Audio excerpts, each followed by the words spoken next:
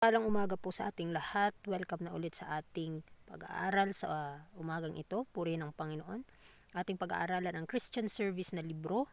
Nasa chapter 1 po tayo, entitled God's Call to Service. Sabi dito, depending on human agents. So, sinasabi dyan, as His representatives among men, God does not choose angels who have never fallen, but human beings, men of like passions with those they seek to save. Christ took humanity that He might reach humanity.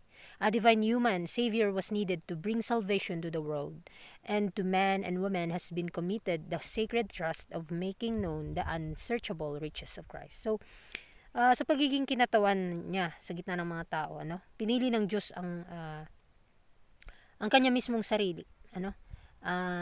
Pinili ng Diyos, o hindi niya pinili yung mga anghel na hindi nahulog, kundi siya mismo. Nagpakatawang tao, kinuha ang ating pagkatao upang maging ating halimbawa, upang ating malakita at malaman ang hindi masaliksik na mga kayamanan ni Kristo. So, kinakailangan na ating mas hanapin pa at kilalanin ang ating Panginoon. Kasi nga sinasabi dyan na ang isang tagapagligtas na Diyos, tao, ang kinakailangan upang magdala ng kaligtasan sa sanlibutan. So, ito yung ang buong langit nakadepende lang talaga sa ahente ng lupa, na kung saan kung kikilos tayo, kikilos din ang ating Panginoon. Kikilos din siya. Kaya makipag-cooperate po tayo, gumawa po tayo na naayon sa kanyang banal na kalooban. Look upon the touching scene. Behold the majesty of heaven surrounded by the 12 whom He has chosen. He is about to set them apart for their work. By these faithful agencies, through His word and spirit, He designs to place salvation within the reach of all. So, tingnan natin yung pagkakilos ng tanawin. At masdan natin ang kamahalan ng langit, napapaligiran ng 12 na kanyang pinili. Sa panahon ni Kristo, pinili niya ang 12 na kanyang mga disipulo upang mangaral ng salita ng Diyos sa mundo. So, malapit na niya silang ibukod para sa kanilang gawain. So, kung ano yung mga tinuro ng Panginoon sa panahon niya noon, gayon din yung tinuro niya sa atin ngayon. So, kinakailangan lamang makipag-cooperate tayo sa Kanya. At sinasabi din dyan na sa pamamagitan ng mahihinang kinatawang ito, sa pamamagitan ng Kanyang salita at espiritu, binalak niyang ilagay ang kaligtasan sa lugar na maaabot ng lahat. So, ang katotohanan ay ipinagkaloob lalo na sa mga taong gustong-gustong maangkin ito. Na kapag meron tayong mapagpakumbabang pusong malaman ang katotohanan, hindi niya yan ipagkakait sa atin.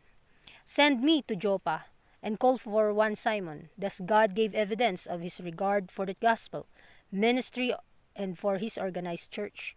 The angel was not commissioned to tell Cornelius the story of the cross, a man subject even as the centurion himself. A human frailties and temptations was to be the one to tell him of the crucified and risen Savior. So, ito yung sinabi na isugo mo ako sa tao ng Hope at ipagsama o ipagkasundo mo yuaong si Simon. So, sa ganitong paraan mga kapatid, ang Diyos talaga ay nagbigay ng katibayan sa kanyang paghalaga para sa ministeryo ng bawat isa sa atin. Ministeryo ng kanyang ebanghelyo. So, para maitatag ang iglesia. Ito yung ma-organize ang isang iglesia mga kapatid. At gusto ng Panginoon na mapatibay niya ang kanyang bayan.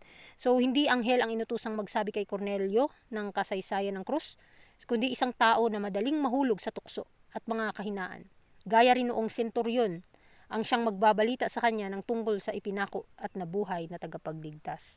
So, ang ginamit ng Panginoon ay kanyang kaisa-isang anak. Nagpakatawang tao si Kristo dito sa mundo upang maging halimbawa natin at upang wala tayong ma-reason out dahil nga banal si Kristo. Kaya kung ano man yung pagsubok na dinaanan natin, nadaanan din niya ni Kristo at nakapanagumpay siya doon. The angel sent to Philip could himself have done the work for the Ethiopian. But this is not God's way of working. It is His plan that men are to work for their fellow men. So sa pamamagitan nito, ang anghel na isinugo kay Felipe ay maaring magkagawa ng malaking gawain para sa Ethiopia. Ngunit hindi ito ang paraan ng paggawa ng Diyos.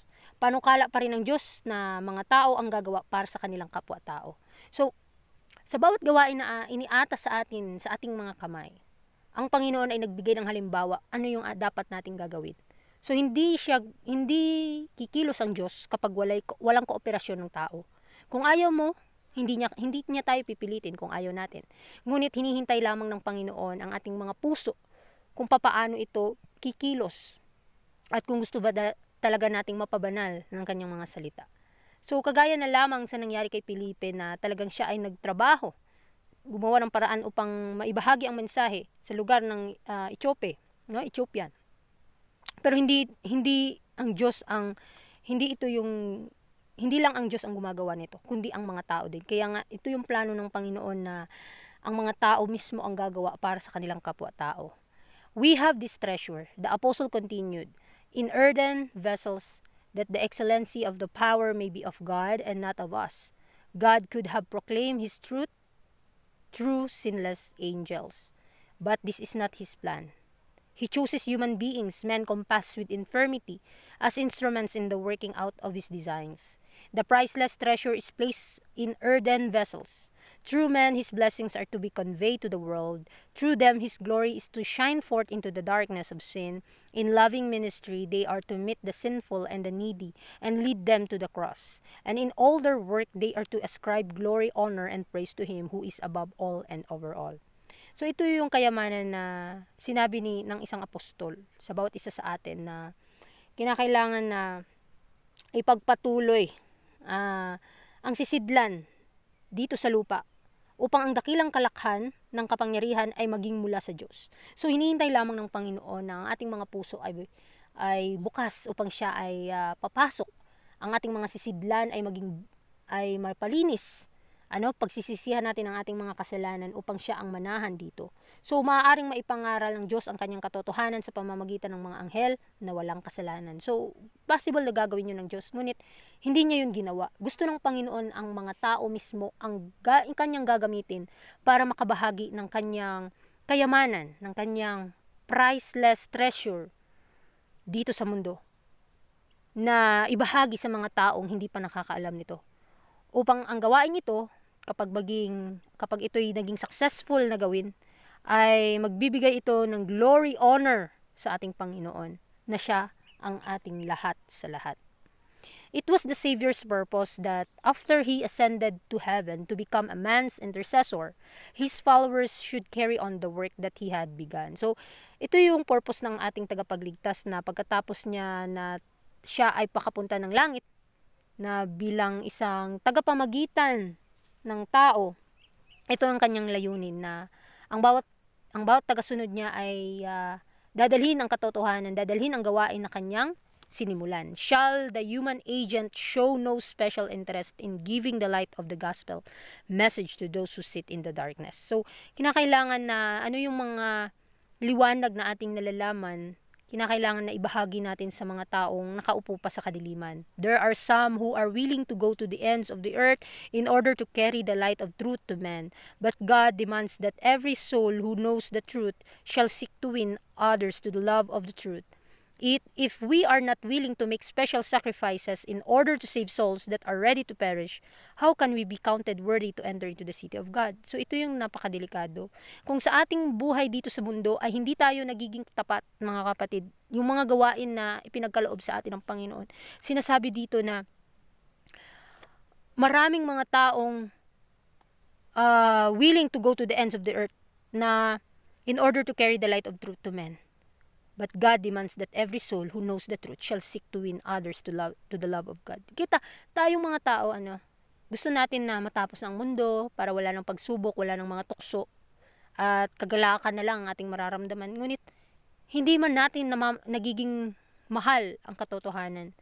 Kinakailangan na, ito yung demand ng Diyos sa atin na bawat kaluluwang nakakaalam ng katotohanan, kinakailangan na hanapin at kinakailangan nating dalhin ang mga tao sa lukluan ng biyaya at ipakilala si Kristo sa ating buhay.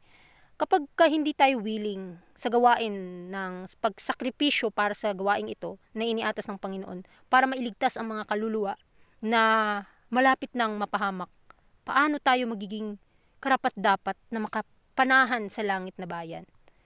Ito po yung ating isipin na maigi.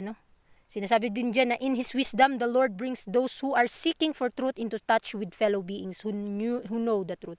So, Sa kanyang karunungan, inilalapit ng Panginoon, no, ang mga naghahanap sa katotohanan doon sa mga kapwa nila na nakakaalam din ng katotohanan. So we need to share, no, upang yung katotohanan na aking nalaman ay madagdagan. It is the plan of heaven that those who have received lights shall impart it to those in darkness. So ito yung plano ng langit, na kung ikaw ay nakatanggap ng liwanag, kinakailangan mong ibahagi ito sa tao, hindi lamang sa iyong sarili. Wag mong sarilinin ang katotohanan. Sinasabi din dyan na humanity, drawing its efficiency from the great source of wisdom, is made the instrumentality, the working agency, through which the gospel exercises its transforming power on mind and heart. So, bilang tao, tayo ay kinakailangan na gumawa, para sa dakilang kaalaman. Tayong nakakaalam ng makalangit na mga kaalaman, ay kinakailangan maging isa tayong instrumento paano kumilos na bilang ahente ng Panginoon. Sa pamamagitan ng i-exercise natin yung mga katotohanan, na ito'y magta-transform ng kapangyarihan sa ating isip at puso, ito din ay maibabahagi natin sa mga tao. At sa pamamagitan nito, magiging successful po ang gawain ng Panginoon. God could have reached His object in saving sinners without our aid. But in order for us to develop a character like Christ, we must share in His work. In order to enter into His joy, the joy of seeing souls redeemed by His sacrifice, we must participate in His labors for their redemption. So, ang Diyos ay talagang maaring maabot ng Diyos ang kanyang layunin sa pagliligtas ng mga makasalanan na hindi kakailanganin ang ating tulong. Ito yung maaari talagang magawa ng Diyos ito. Ngunit upang makapagpaunlad tayo ng isang likas na gaya ng likas ni Kristo, dapat tayong makibahagi sa kanyang gawain. So gusto ng Panginoon na makagawa tayo o gumawa tayo para sa kanya. At makipag-cooperate tayo kung paano siya gumagawa upang makapasok sa kanyang kagalakan. Ang katuwaan na makita ang mga kaluluwang naligtas sa pamamagitan ng kanyang sakripisyo, dapat tayong sumali sa kanyang mga pagpapagal para sa kanilang katubusan, para sa kanilang kaligtasan. So, magtulungan po tayo sa makalangit na ahensya upang maging successful nga po kung paano mailigtas ang tao. As His representatives among men, Christ does not choose. Ito na po yung inulit sa first paragraphs na kinuha talaga ng Panginoon ang kanyang ang ating pagkatao upang kanyang maabot ang tao. At ang kanyang divinity nangangailangan din ng humanity.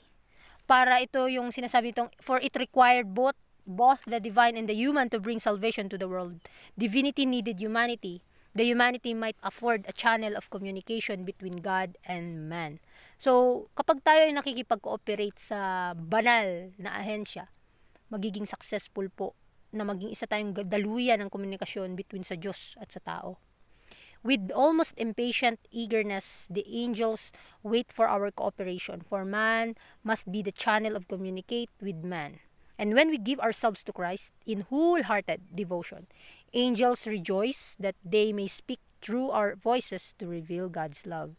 So, sa pamamagitan ng ginamit ng Panginoon ang tao para magkaroon siya ng eagerness, paano siya makipag-cooperate sa Panginoon. So, tinaglay ni Kristo sa kanyang sarili ang pagiging tao. No? Kaya, sa ating buhay ngayon, kinakailangan na makipag-cooperate tayo. So, kinailangan ng kadiyusan ang tao. Sapagkat kinailangan kapwa ang Diyos at ang tao upang madala ang kaligtasan sa sanlibutan. So, ito yung purpose ng Panginoon sa atin. Upang maibahagi ang kanyang pag-ibig sa tao. At sa pamamagitan ng boses ng tao, kapag tayo ay buong puso, na iaalay natin sa gawain ng Panginoon ang ating buhay, wholehearted devotion, ang mga anghel sa langit ay talagang magagalak sila. At ang Panginoon ay makikipag-usap sa pamamagitan natin through our voice to reveal God's love, para maipakita ang pag-ibig ng Diyos. So, we must be laborers together with God, for God will not complete His work without human agencies. So, kinakailangan tayo ay maging kamanggagawa ng Diyos, dahil hindi magiging kompleto ang kanyang gawain kapag walang mga ahensya ng tao. Kaya sa ating pag-aaral sa ating unang paragraph, sa unang chapter na ito, sinasabi na kinakailangan tayo makipag-cooperate kasi nga ang Diyos ay nananawagan for those who willing to serve Him. Kapag tayo ay sa napakaliit na bagay ay gusto nating gawin ito ng buong puso na nagbibigay tayo ng karangalan sa ating Panginoon, bibigyan din niya tayo ng kagalakan, bibigyan niya din tayo ng kalakasan ng loob upang maipagpapatuloy ang gawain na iniatas niya sa atin. Kaya lagi po tayong magbasa ng kanyang mga salita. Pagtuunan ng pansin ang mga liwanag na ito upang hindi ito mawala sa ating puso't isipan at ito'y ating baon sa ating buhay. At anuman yung liwanag na ating nalalaman, ibigay natin sa mga tao. At marami pa tayong dapat pag-aralan. Ngunit sa punto pong ito, tayo po muna ay magtatapos. At sa session na ito, nawa ay nagbigay sa atin ito ng linaw patungkol sa panawagan ng Diyos para sa tunay na pagsiservisyo bilang sa atin na mga tao. Kaya muli, maraming salamat sa inyong pakikinig and God bless po sa ating lahat.